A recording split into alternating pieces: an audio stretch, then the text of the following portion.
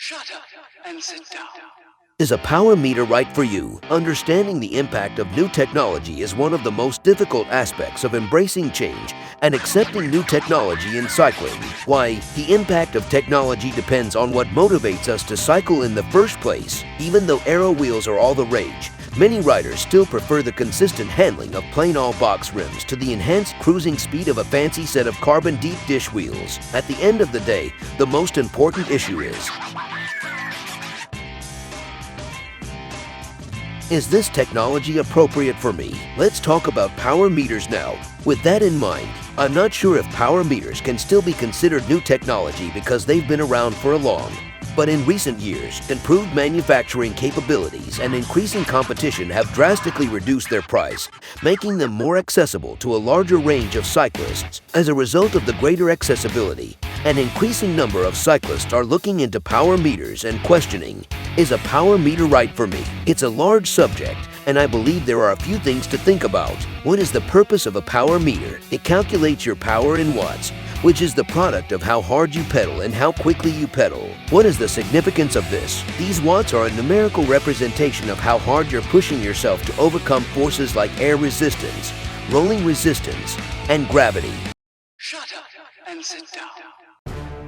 Is it true that using a power meter makes you faster? Both yes and no. The power meter does not make you faster. You are the one who makes you faster. Power meters simply provide insight into training and performance data that can help you focus your efforts and achieve your goals faster. To figure out if a power meter is perfect for you, first figure out what kind of rider you are. Let's look at 3 types of riders for the sake of simplicity: the casual leisure rider, the competitive recreational rider, and the racer, casual recreational rider. Cycling is simple and enjoyable. It's both pleasurable and gratifying to get outside and put in some miles in the sun. The majority of casual recreational riders do not keep track of their riding durations or distances. They simply ride for fun. They don't want to add structure to their rides or set any performance goals.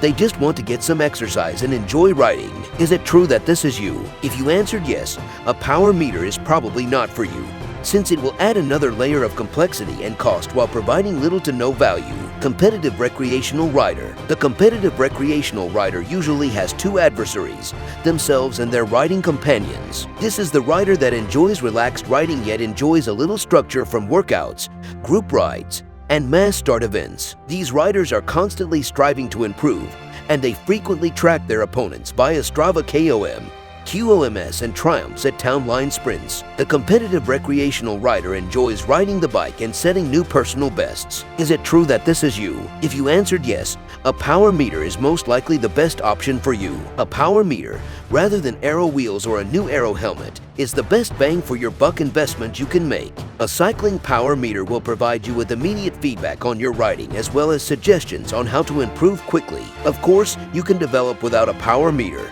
but it tends to cut down on the time it takes to increase the amount of gain you can achieve.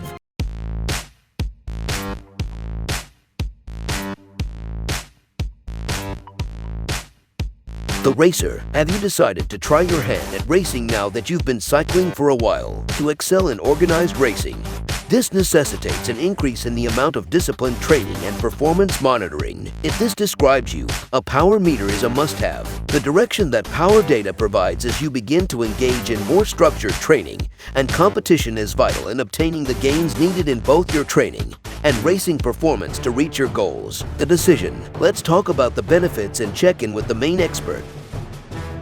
Google, once you've determined what type of rider you are and whether you're considering using a power meter. If you do a quick search on the advantages of using a power meter, you'll come up with hundreds, if not thousands, of results. I can condense the core of those findings into a few bullet points. Accurate measurement. Power meters allow you to precisely measure and quantify the work you do on the bike, resulting in better workouts and accomplishments. Trained by the numbers, we may discover certain strengths and weaknesses using the data and metrics we acquire from training with a power meter, which provides clear guidance to our training goals.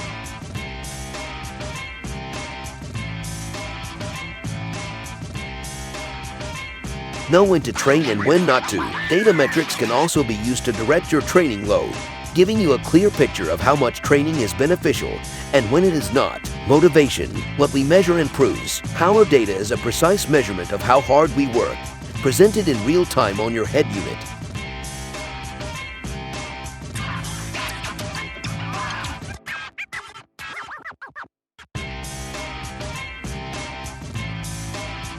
And at the end of each performance evaluation, these figures are energizing, nothing like a long climb up your neighborhood hill, glancing down and discovering a new personal power best, goals and achievements that can be measured. Power statistics will influence your aims and serve as both a carrot and a stick for when you need a little extra motivation. Guidance on performance. Your race tempo and performance capability will be guided by power statistics. In a long, steady-state race, using a power meter is practically like cheating. Most of the benefits will fall under those 6 categories, but don't let the simplification make them seem unimportant. The majority of the advantages will fall into those 6 categories, but don't allow the simplification fool you into thinking they're inconsequential. Are you suitable for a power meter? So, back to the original question.